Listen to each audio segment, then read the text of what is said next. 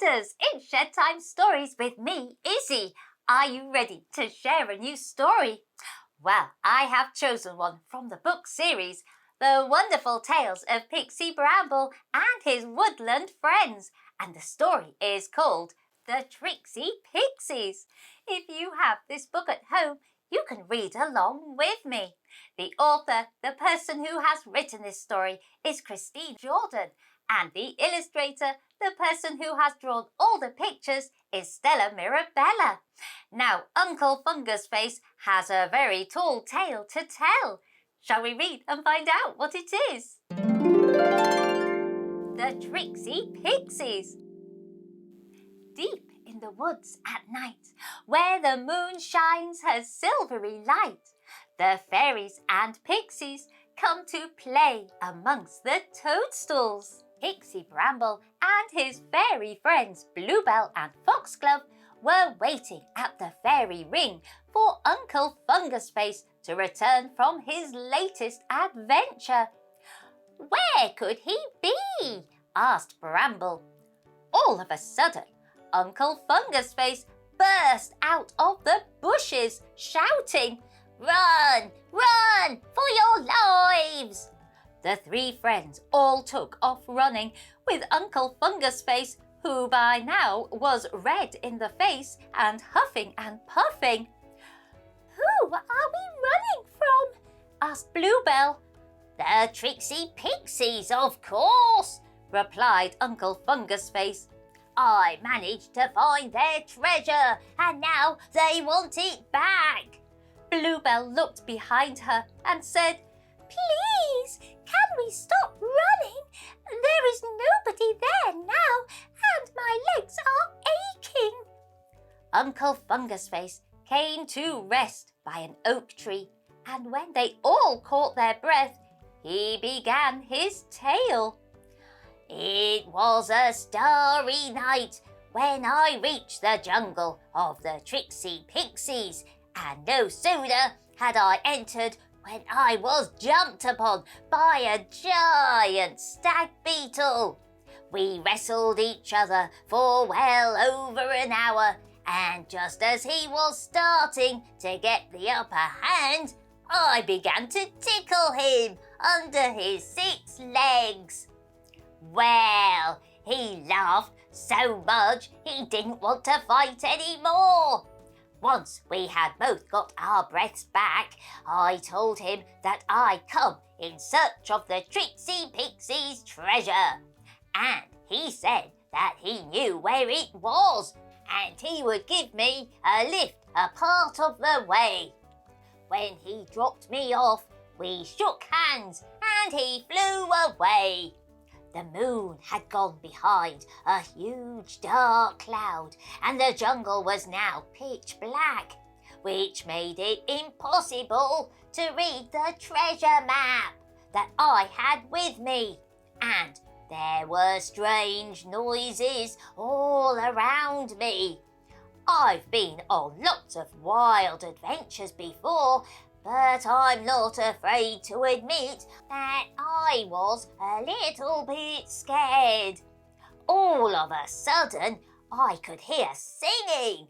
I followed the sound of their chants, and it wasn't long before I reached their camp.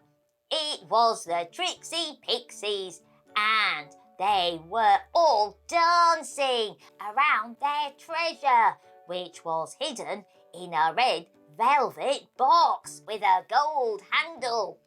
I waited for them to fall asleep, and then I crept into their camp and grabbed the box. But as I was tiptoeing back out, I tore my wing on a thorn and screamed. They all woke up and started shouting, "Kick him in the shins! Poke him in the eye! Push him over!" and other things that I can't repeat. Well, I kept running and running until I met you, and it appears that they have now given up the chase.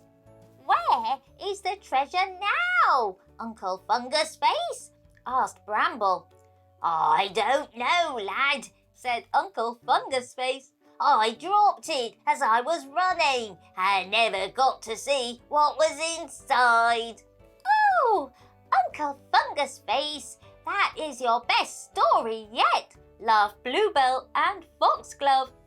Oh no, replied Uncle Fungus Face. The best story is still yet to come. I must now go and climb the mighty mountain of the Moon Elves. I've heard they have a rare snowflower there that is worth a fortune. But what about your torn wing? Asked Bramble.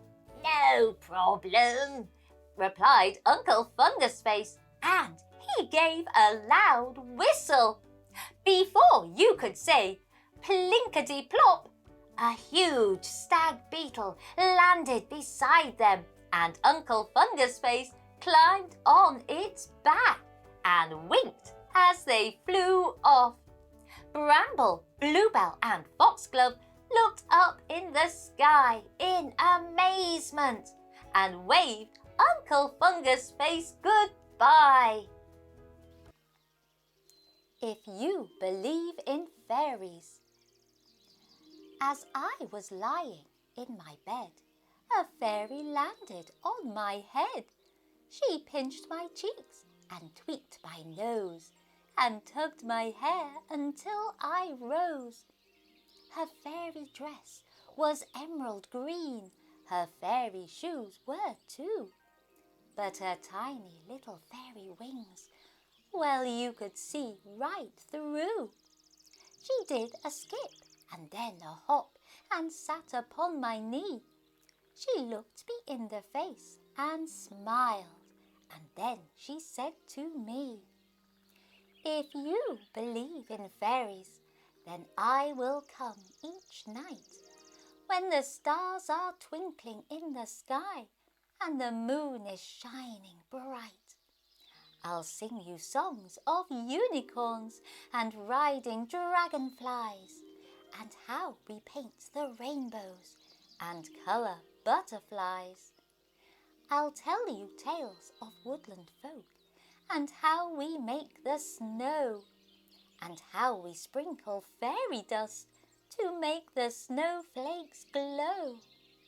We tell the flowers when it's spring and teach the blackbird how to sing. We help the spider build her web and put spots on ladybirds. There are so many things to learn, so many things to tell.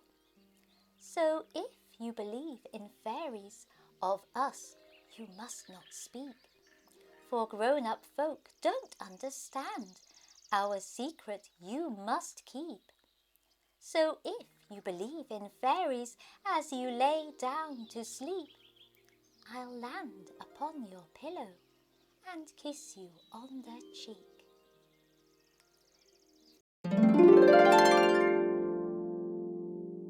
What another fun story that was from this wonderful book series. Uncle Fungus Face always has adventurous tales to tell, and Bramble, Bluebell and Foxglove are always so excited to hear them. I hope you've enjoyed this Shed Time story, and if you want to, you can like, share, follow and subscribe to Shed Time Stories. Then you'll be ready for the next book we can share together. Bye-bye!